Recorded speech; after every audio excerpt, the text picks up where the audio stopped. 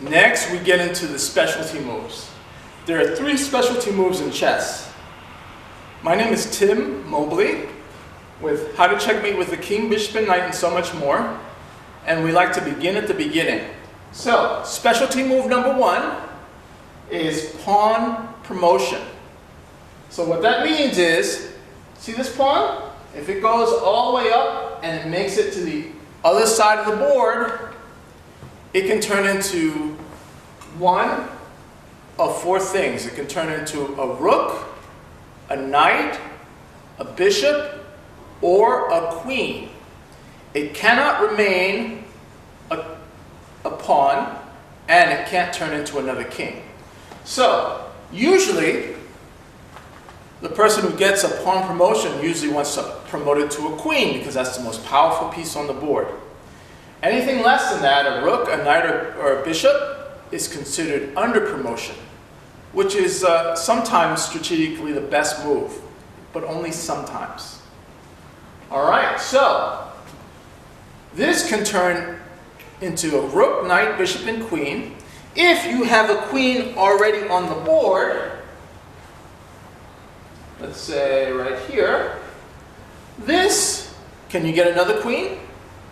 Yes, you can. You can get another queen, so you can have 2 queens. As a matter of fact, if there are 8 light pawns on the board, and somehow you got all 8 of them to the other side, you could have technically a total of 8 white queens, plus the 1 white queen that you would still have. That would make it a total of 9 queens. Now this never happens. I'm just explaining to you the details. Next, the next specialty move is called castling. Now who knows about castling? Raise your hand. Excellent, excellent. Now, when you castle, there are a couple of rules. First off, castling on the shorter side, that's called the king side. That's usually where people castle. When you castle, there are certain rules. The first rule is the king must not have moved. The second rule is the rook that you're castling with must not have moved. The next rule is, if you are castling, normally the king moves 1 square, but when you're castling, the king moves how many squares? That's right, 2 squares. So the king would move over 2 squares, and then the rook would jump it right there. Notice I use 1 hand with that. What you want to avoid is using 2 hands when you're playing chess. Do you know why? The reason why is because when you use 2 hands, in tournament play, your opponent can actually say a rule called touch move. Touch move is when you touch a piece in tournament play, you have to move that piece. And your opponent could say, oh, he touched the rook before he touched the king. So you want to avoid those conundrums. And just only use 1 hand, move the king first, 2 squares over, and then the rook jumps in. Same thing with castling on the queen side, the longer side. Here, again, the king must not have moved, and the rook that you're castling with must not have moved. And then, when you castle, again, the king moves how many squares? That's right, 2 squares. It normally moves 1 when it moves, but when it castles, it moves 2 squares. And that's considered 1 complete move. And if you have your chess notation books out, when you castle on the king side, we call that 0-0. That's shorter side.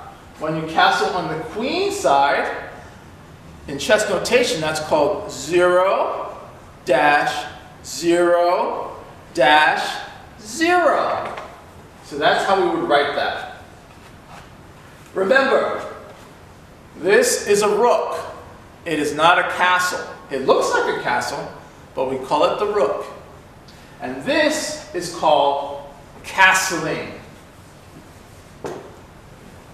Finally, we get to what are the other rules about castling?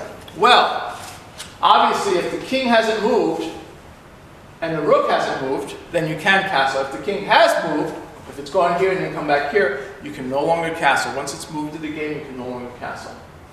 Now, the other thing is, if the king is being attacked by something like, say, the bishop, can you castle out of check? No. This is check, by the way. You cannot castle out of check. So first, you have to get out of check before you can castle.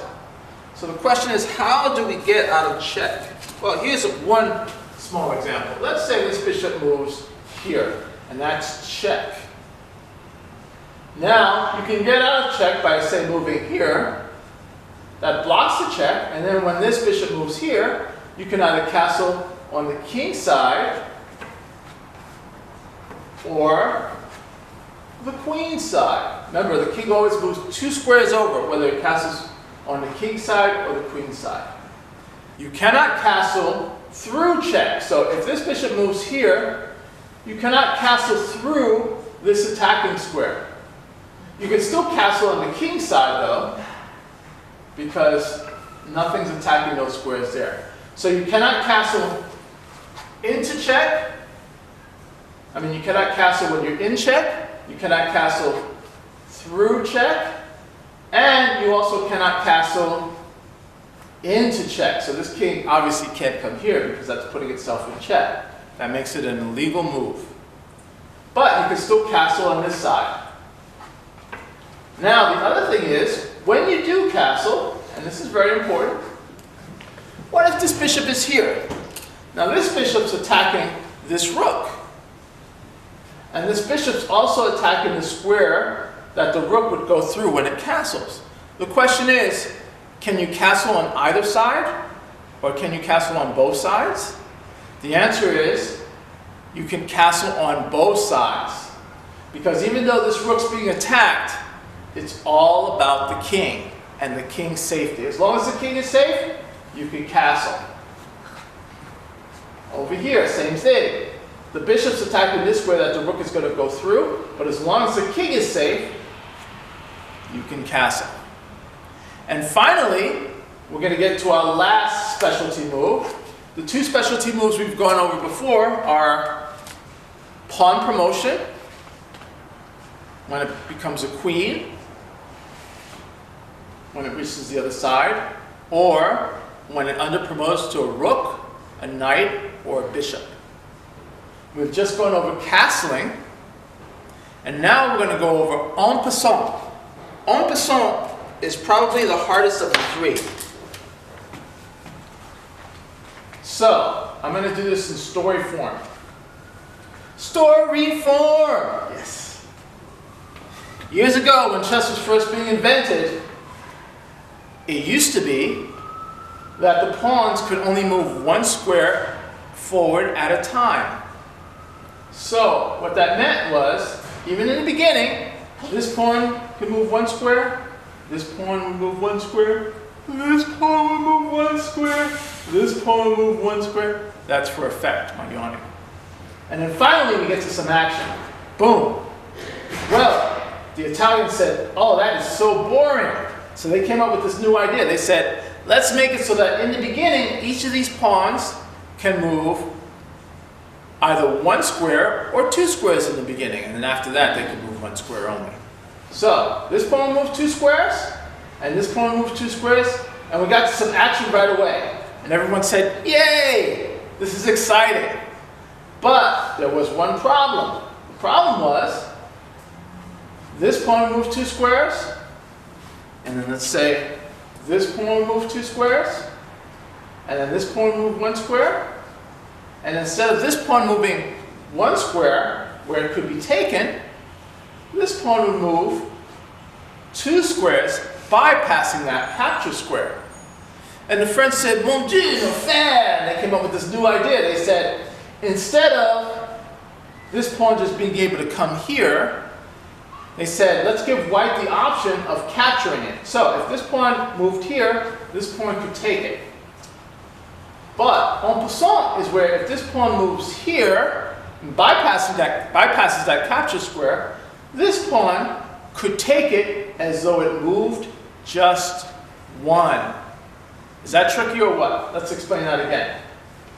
If this pawn moved 1 square, this pawn could take it because pawns move forward and they take diagonally forward.